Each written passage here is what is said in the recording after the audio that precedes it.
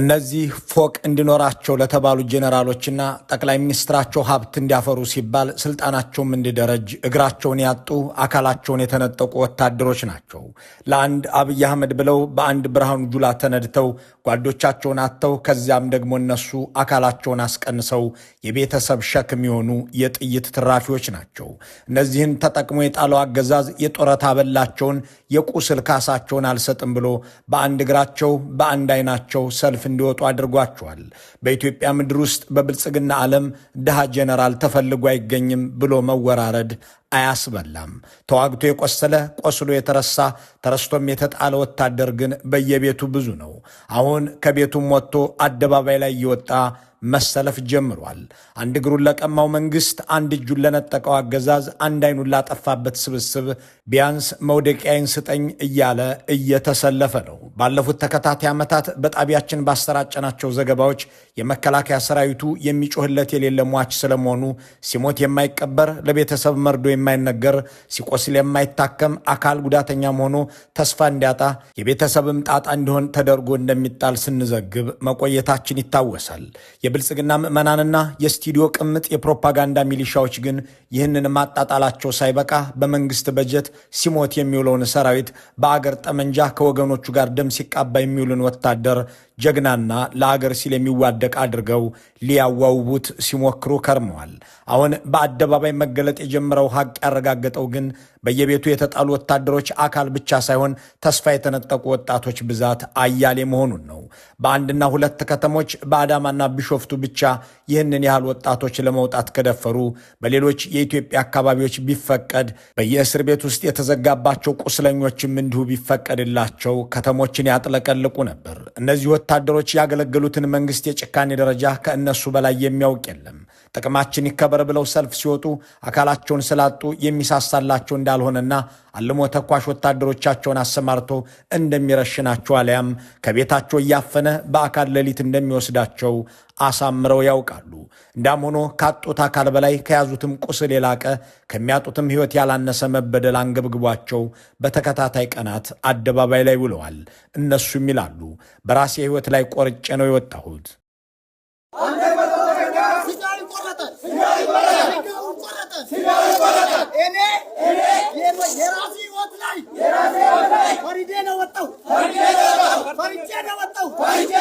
አካላቸውን አጥተው ሕይወታቸውን አስይዘው የወጡት ወታደሮች ቆስለውለት ደምተውለትም እንደማይምራቸው ያውቃሉ። እናም እንደ ጋማ ከብት ተገልግሎ የጣላቸው አገዛዝ እንደ አሮጌ ዕቃ አውጥቶ የረወራቸው ስብስብ ቢገድለንም እንሙት ብለው መብታችንን አክብሩ እያሉ ተሰልፈዋል። እና ሃጫሉ ሸለመ እንዲያምርባቸው የድሃ ልጆች ሕይወትና እግር ይገብራሉ። ተስፋ ያያሌውና ሹማ ብደታ ልጆቻቸው እንዲዳሩ እነዚህ አካልና ጓደኛ ያጣሉ። እነ ይልማ መርዳሳ እንዲከብሩ፣ እነ ጌታቸው ጉዲና እንዲደላቸው፣ እነ ብርሃኑ ጁላ በ200 ሚሊዮን ብር የመኖሪያ ቤት እንዲያድሱ፣ ባጫ ደበሌና አበባው ታደሰ ኮንትሮባንድ እንዲነግዱ፣ መሐመድ ተሰማና ዘውዱ በላይ ከሀብታሞች ጋር እንዲዛመዱ እነዚህ ወጣቶች ሕይወት ብቻ ሳይሆን ለዘላለሙ አካልም ያጣሉ። ሁለት እግርና ሁለት እጅ፣ ሁለት ዓይንና ሁለት ጆሮ ይዞ ከቤተሰቡ የተወሰደ ጦር ግንባርም የገባ ሰው በመጨረሻ የቤተሰቡ ዕዳ ሆኖ እንዳይሰራም እንዳይኖርም እንዳይሞትም ሆኖ ይጣላል። ሁለት አይኑ እንደዚህ እንደምታዩት ሁለት አይኑ ጠፍቷል ማለት ነው።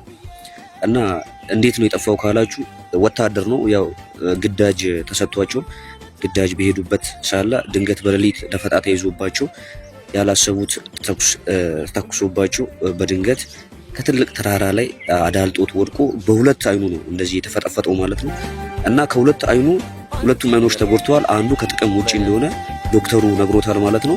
እና እንደምታዩት አንዱ አይን ትንሽ ሕክምና ካገኘና የሚከታተል ከሆነ ተስፋ እንዳለው ነው የነገረውና አይኔ ጠፋ ብሎ ለልመና የሚዳረግ ትውልድ ለልማትና ለአገር ስኬት መሰለፍ ሲገባው ለአንድ ጠቅላይ ሚኒስትር የስልጣን ዘበኛነት ሲል አካሉን የሚነጠቅ ወጣት የመከላከያ ጄኔራል ፎቅ እየደረደረ እንዲኖር፣ የብልጽግና ሹም በሀብት እየከበረ እንዲቀጥል፣ የአገዛዝ ቤተሰብ ኑሮው እንዲመቸው የማይደገም ሕይወቱን የማይተካ አካሉን እንዲህ እያጣ ቀጥሏል።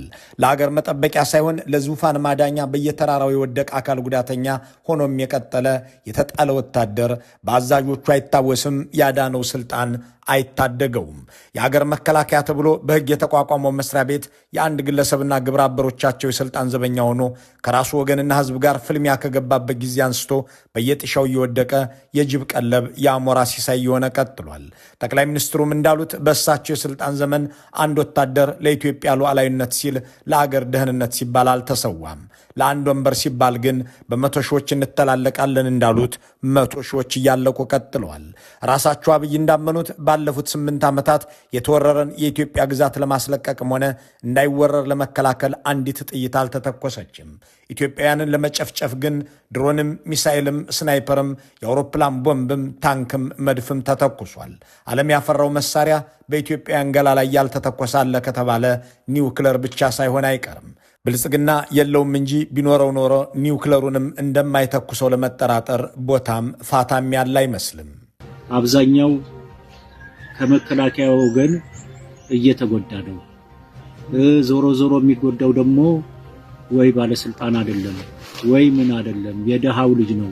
እኒህ ሰው አካላቸው ሳይጎድል ተርፈው ሕይወታቸውንም ሳያጡ ድነው ለምርኮኛነት የተዳረጉ ሰው ናቸው። በጠላቶቻቸው እጅ ከመውደቃቸው በፊት ሻምበል የሚል ማዕረግ የነበራቸው ሕይወት ከመገለባበጡ አስቀድሞ ከአብይ አህመድና ብርሃኑ ጁላ ክፍለ ሰራዊቶች መካከል የ95ኛውን ክፍለ ጦር 3ኛ ሬጂመንት ያዙ ነበር። ስማቸው ጌትነት ፈቃዱ ይባላል። ሻምበል ጌትነት 28 ዓመታት ሙሉ አገራቸው ውስጥ የኖሩት በውትድርና ነው። አገራቸውም ሆነ ሰራዊቱ ከየት ወዴት እንደተፈጠፈጡ የተረዱ መሆናቸውን ሲያብራሩም የድሃ ልጅ እንጂ የባለስልጣን ልጅ አልሞተም አልቆሰለም ይላሉ። በእርግጥም ልክ ናቸው። ከብርሃኑ ጁላ ልጆች አንድ የጎደለ አንድም የቆሰለ የለም። የአብይ አህመድ 3ቱም ልጆች ወደ አሜሪካ እንዲላኩ መደረጋቸውን የተናገሩት ራሳቸው ጠቅላይ ሚኒስትሩ ናቸው። የጀነራል ሹማ አብደታና የጀነራል ተስፋዬ አያሌው ልጆች አዲስ አበባ ላይ በግማሽ ቢሊዮን ብር ገንዘብ ልጆቻቸውን ሲድሩ የኢትዮጵያ ገበሬ ልጆች በየቦታው ይወድቃሉ። ከአዳነች አቤቤ ዘመድ አዝማድ አንድም ሰው አልሞተም ብቻ ሳይሆን አልዘመተም ብሎ የሚወራረድ ሰው ይረታል። ሽመልስ አብዲሳ እንኳን ወንድም እህቶቻቸውን ሊያዘምቱ ወላጆቻቸውንም ከጊንጭ አዲስ አበባ ወስደው በቪላ ቤት ውስጥ ማኖር ከጀመሩ 6 ክረምቶች አለፉ። የአማራ ክልል ባለስልጣናት ከወላጆቻቸውም ከልጆቻቸው መካከል አንዱ እንኳን ጦር ሜዳ ሊሄድ ወደ ክልሉም አይጓዝም።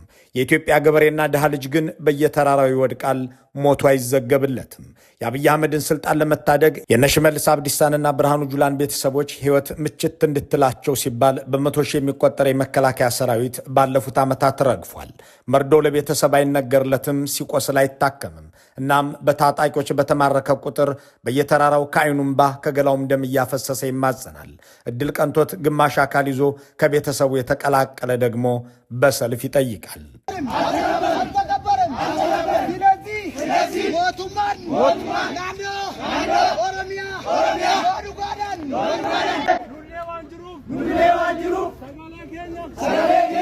በኢትዮጵያውያን የቆየ ባህል ብቻ ሳይሆን በመከላከያ ሚኒስቴርም ባህል ሕይወቱን ለከፈለ የወታደር ቤተሰብ ድጋፍ ማድረግም ሆነ እነሱ በቦርድ በሚሉት መንገድ ቆስሎ የወጣም ወታደር እንዲደጎም ማድረግ የቆየ ልማድ ነው። የኦህዴድ ብልጽግና አገዛዝ ዛሬም መንግስት መሆን አልቻለምና ለእነሱ ስልጣን ሲሉ የሞቱትንም ሆነ የቆሰሉትን ዘወር ብለው አያዩዋቸውም። የሚያስታውሰን አጣን ያሉ ወታደሮችም መሰለፍ የጀመሩት በዚሁ ምክንያት ነው። ይህ ድርጊት በሁለት ከተሞች ላይ ብቻ የታየ እንጂ በሌሎች የአገሪቱ አካባቢዎች ውስጥ አካል አጥቶ በየታዛው የሚውለውን አካል ጉዳተኛ ወታደር የሚያውቀው የወለደና ያሳደገ ብቻ ነው። እስካሁን በየእስር ቤቱ የታጎሩ ቁስለኛ ወታደሮችን የሚያውቃቸው ደግሞ አሳሪያቸው ብቻ ነው። ቀየውም ጦር ሜዳ መሬቱም የሰራዊት መያ የሆነበት አርሶ አደር ስቀብሩዬ መጨረስ አቃተኝ፣ አስከሬን ዝም ብለን ብናይ እግዚአብሔር በቁጣ በበረዶ ይመታናል ብለን እየቀበርን ነው ይላል። ይህን ሁላ አስከሬን ዛሬ አልገፋው ብለን እንዲያውም ነገ እንቅበር እያልን ነው። የመከላከያን በቃ ነገ እንቅበር እንዲያውም ዛሬ በቃ ደከም ነው አልሆነልንም እያል እንዲያውም ይህንም የሚፈጠር አንድ ቦታ ላይ ያለ እንጂ በየቦታው እዚያም በቃ በጦሩም ባወስቶ ግለሰቡ ያው እኛ ዋናው ነገር በረድ ይመታናል ወይም ደግሞ ሌላ አደጋ ይደርስብናል በማለት እየተሰባሰብን እየቀበርን ነው እና ነገ በነገው ዕለት ደግሞ እንደገና ደግሞ ያው ቀብር ነው ምን ዛሬ አላለቀልን። በወላጆችና በቤተሰቦች ውስጥ ብቻ ሳይሆን በየሆስፒታሉም የተዘጋባቸው በርካቶች መኖራቸውን የሚናገሩ የመከላከያ ታዛቢዎች ስጋ ሜዳ አካባቢ አንድ ማዕከል ተከፍቶ አካል ጉዳተኛ ወታደሮች ከሰው ተከልለው ተዘግቶባቸዋል ይላሉ። ይህንን ለምን አደረገ ብለን የጠየቅናቸው አንድ የመከላከያ ኃላፊ የጦር ጉዳተኞቹ ከመብዛታቸው የተነሳ ወደ የቤተሰባቸው ቢበተኑ አዳዲስ ምልምል ያሳጡናል፣ ጦር ሰራዊቱን የሚቀላቀል ወታደርም ይጠፋል። እናም ይህ እንዳይሆንብን በአንድ ማዕከል ሸሽገን አስቀምጠናል በሚል ያብራራሉ። በተለይም የወላይታ የሲዳማና መሰል የደቡብ ኢትዮጵያ ልጆች በዚህ ስጋ ሜዳ ተብሎ በሚጠራው አካባቢ በተዘጋጀው ካምፕ ውስጥ እንደሚገኙ ቤተሰቡም ሆነ ሌላ አካል እንደማይጠይቃቸውም ይገልጻሉ። እነዚህ እንደ እስረኛ የተያዙ አካል ጉዳተኞች ለአዳዲስ ምልምሎች ገበያ እንዳይዘጉ ሌላ ምልምልም እንዳያሳጡ ተብሎ ሲዘጋባቸው የሞቱት ደግሞ መርዶ ለቤተሰብ አይነገርም። በወታደራዊ ታሪክም ውስጥ አንድ ወታደር ሲሞት ለቤተሰብ መርዶ መናገር የተለመደ በኢትዮጵያ መከላከያ ሚኒስቴርም ውስጥ የሚዘወተር ነገር ነበር። አንድ ኃላፊነት የሚሰማው መንግስት፣ አንድ ለህዝቡን ጥፍጣፊ ራሮት ያለው አስተዳደር ከህዝብ መሃል የወሰደው ወታደር በውጊያ ሲሞት ለቤተሰብ መርዶ መንገር ደንብ ነው። መርዶ መናገር ብቻ ሳይሆን ወላጆቹን ወይም ልጆቹን መካስም የአንድ መንግስት ጠባይ ያለው ኃይል ግዴታ ነው። የብልጽግና አገዛዝ ግን ልጆቻቸውን ወስዶ ለሞት ከማገደ በኋላ ወላጆች መርዶ የሚሰሙት ከገዳዮች ለመሆኑ እኒህ እናት ምስክር ናቸው።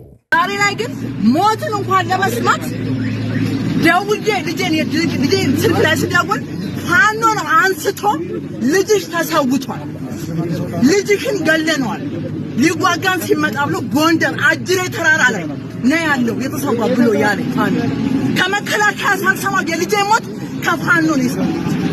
ልክ እንደኒህ እናት እርማቸውን ያላወጡ ልጄ ይመጣል ብለው በርበሩን የሚያዩ ወላጆች በየቀበሌው በየአካባቢው ብዙ ናቸው። በየቤቱ ልጆቻቸውን ያጡ እናቶች፣ ውዶቻቸውን የተነጠቁ ሚስቶችና ባሎች፣ የሚናፍቁትን የተቸገሩ ወንድሞችና እህቶች፣ ልጆችና ጓደኞች ድምፁን የማይሰሙት የት እንደደረሰ የማያውቁትን ወታደር እየጠበቁ ደጃፋቸውን ያያሉ። ከባህልም ከሕግም ከሞራልም የተፋቱት የዘመናችን ገዢዎች ደግሞ ትናንት የወሰዱትን ወጣት ማግደው ዛሬ ደግሞ በየሰፈሩ ሌላ ያስሳሉ፣ ሌላ ያፍሳሉ። ስለ መርዶ ነገራ ከዚህ በፊት ወደ እናንተ ያደረስነውን አንድ ጎምዛዛ ታሪክ እዚህ ጋር ማስታወስ ልክ ነው። የመረጃ ምንጫችን የመከላከያ የሰው ኃይል መምሪያ ባልደረቦች ናቸው። በ2014 ዓ.ም በጋ ላይ ከትግራይ ጋር የሚደረገው ጦርነት በጊዜያዊነት ቆመ። ከዚያም መርዶ እንናገር የሚል ሐሳብ መጣ። ያለቀብን ወታደር ብዙ ነው። በአንድ ጊዜ ይህንን ያህል የምንናገር ከሆነ ብሔራዊ የሐዘን ቀን መታወጅ አለበት ተባለ። ከብዙ ክርክር በኋላ ለሙከራ ያህል ለጥቂት ሰዎች እንናገር ተባለና ወላይታና ሲዳማ አካባቢ ለሙከራ ያህል መርዶ አረዳን። በአጋጣሚ አንድ አካባቢ ሰዎች በብዛት መርዶ ተነገራቸው። ሁኔታው አሳዛኝና ብዙዎቻችንም ያልጠበቅነውን ነገር ያስተናገደ ብዙ ሰዎችንም ያሳዘነ ሁነት ነበር። ብዙም ሳይቆዩ የሟች ቤተሰቦች ወደሚመለከተው የመንግስት ቢሮ ሄደው ካሳ ይከፈለን አሉ። ጉዳዩ እኛ ጋር ደረሰ። በወቅቱ ካሳ ለጠየቁት ቤተሰቦች ካሳችሁ ኢትዮጵያ ነች የሚል ምላሽ ሰጠናቸው። በዚህ መሃል ጠቅላይ ሚኒስትሩ ወታደራዊ መኮንኖችን ሊያሰለጥኑ በአፍሪካ ልህቀት አካዳሚ ለስብሰባ ጠሩን። ከመካከላችን አንዱ ስለ መርዶ መንገርና የካሳ ጉዳይ ለጠቅላይ ሚኒስትር አብይ ጥያቄ አቀረበ። ምሳሌ አድርጎ ያቀረበውም ያንን በወላይታና በሲዳማ የገጠመንን ጉዳይ ነው። እሳቸውም ተበሳጩና የምን ካሳ ነው የምታወራው? ግማሽ ቀን ሳይዋጋም አንድም ጥይት ሳይተኩስ ስለሞተ ሁሉ ካሳ ልንከፍል አንችልም በማለት መለሱ። በመልሳቸው መደንገጥም ግራ መጋባትም ያልገጠመው አባል ከነበረ እሱ ጤናው የተጓደለ መሆን አለበት። አብይ ንግግራቸውን ቀጥለው አሰልጥነን ትጥቅ ገዝተን አስታጥቀን ስናሰማራው እኮ በነፃ ነው በማለት አብራሩ። ይህ የበለጠ የሚገርም ንግግር ነበር። አንድ ወታደር ቤትም ዓለም የመከላከያ ሰራዊት አባል ለመሆን ትጥቅም ስልጠናም የሚቀርብለት በመንግስት እንጂ ራሱ ከፍሎ አይደለም። ነፍሱን ሊሰጥ አካሉን ሊገብር የገባን ወታደር በነፃ ሰለጠንኩት፣ በነፃ አስታጠቅኩት፣ ቤተሰቦቹ ለምን ካሳ ይጠይቃሉ ብሎ የሚጠይቅም ሞራል ከየት እንደመጣ እንጃ።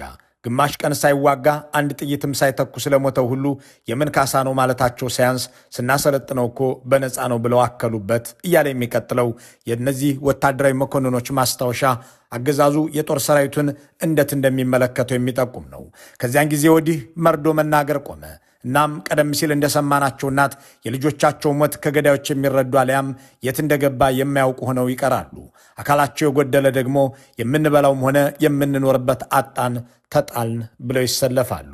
ለምን ቆስለ ስንወጣ አንከበርም? ለምን ቆስለ ስንወጣ ምን ማያስፈልገን መንግስት ለኛ ያለ ነገር ለምን አይሰጥንም? ለምን እንለምናለን? እኔ እኮ እግሬን ተቆረጥኩት ወይ ደግሞ የአባቴን ሻያርስ ወይ ደግሞ የአባቴን ከፍት የጠበቅኩልን መወደድ አለበት እኮ እኛን አገራችን እኮ እንደዚህ የተቆረጠን እንጂ በእናትን እርሻ ያረሰን እኮ እግሬ የተቆረጡት ማለት ነው። ግን ደግሞ እንደዛው ነው። አንድ አመት ሙሉ ቀበሌ ቤት አንድ ግላስ እኮ ለምኛ አጣው እኮ ነው። ስለነዚህ የጥይት አረር እግርና እጃቸውን ስለነጠቃቸው ሰዎች የሚነገረውና የሚሰማው ለጆሮም የሚጎመዝዝ ነገር ብዙ ነው። የቆሰሉ ወታደሮችን በማስመልከት የመከላከያ ባልደረቦች ያጋሩን መረጃ እዚህ ጋር ስንጠቅሰው እንዲህ ይላል። በአንድ ወቅት የቁስለኛው ቁጥር ከሚገመተው በላይ ሲበዛ አዲስ አበባ መጥቶ መታከም የለበትም ተባለና መከላከያው የአማራ ክልል ሆስፒታሎችን እንዲገለገል ተወሰነ። በሁሉም ዞኖች በሚገኙ ሆስፒታሎች ውስጥ የሚገቡ ቁስለኞች አያሌ ነበሩ። የክልሉን የሕክምና ባለሙያዎች ሁሉ ከህዝቡ በፊት ለወታደሩ ቅድሚያ እንዲሰጡ የሚያደርግ ግዳጅ ተግብረን ለማከም ያደረግነው ጥረት ከቆሰሉት ውስጥ 10% እንኳን ያዳን አይመስለኝም። አይናችን እያየ ይረግፉ ነበር። ይህ እንግዲህ በየግንባሩ ቆስሎ ለቀናት ሲያጣጥር ከርሞ የሚሞተውን ሳይጨምር ነው በማለት ሐዘን በሰበረው አንደበት ይናገራል። የብልጽግናው ገዢዎች ቆስሎ እጁንም እግሩንም አይኑንም ሆነ ሌላ አካሉን ያጣ ወታደር የማሳከምም የማቋቋምም ጭንቀት የሌለባቸው መሆኑን የሚያስረዳ አንድ የሰራዊቱ አባል ደግሞ አንድ ወታደር ከቆሰለና እድል ቀንቶት የሕክምና እድል ካገኘ በኋላ አካላዊ ሁኔታው ጥሩ ከሆነ ወደ ውጊያ ተመልሶ ይገባል።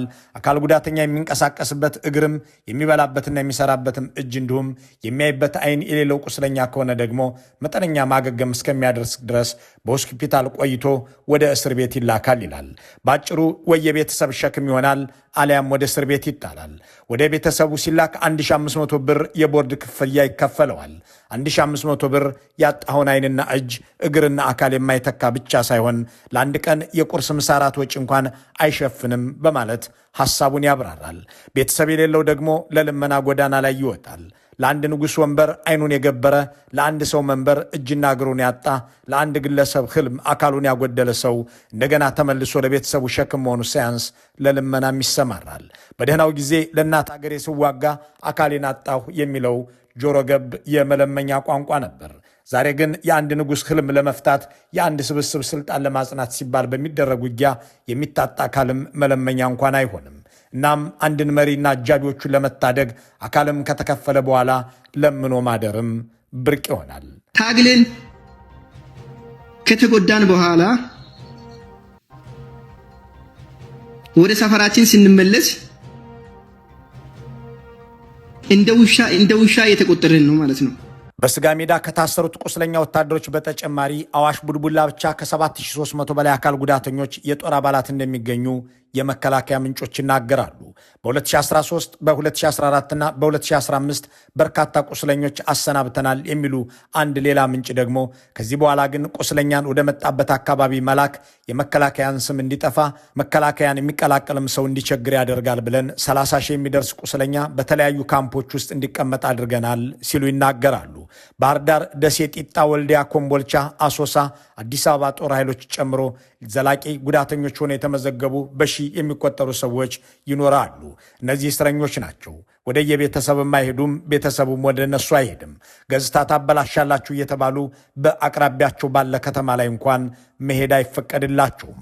እነዚህን የተጣሉና አካል ያጎደሉ ወታደሮች እያየ በጦር ሜዳ ለብልጽግና ብሎ የሚሞት ይለብሱት ቁራጭ ይጎርሱት ቁራሽ የቸገሯቸውን እነዚህን ሰዎች እያየ እየሰማ ሰላምን ለማስፈን በተጸየፉ ሰዎች ሴራ የሚወድቅ ወታደር ስለምን ይህንን ያደርጋል የሚለው መሰረታዊ ጥያቄ ነው። ለማሳያ ያህል በቢሾፍቱና አዳማ ተሰልፈው የታዩ ወታደሮች አካል የገበርንለት ወገን የሰዋንለት መንግስት ከዳን እያሉ ሲናገሩ እየሰማ ነገ በኔ የማይል ከወገኖቹም ጋር ሲዋጋ የሚውል ወታደር በእርግጥ እነ ብርሃኑን ጁላን ተስፋ ያደርጋልን? መልካሙን ሁሉ በመመኘት በዚሁ እንሰናበታለን።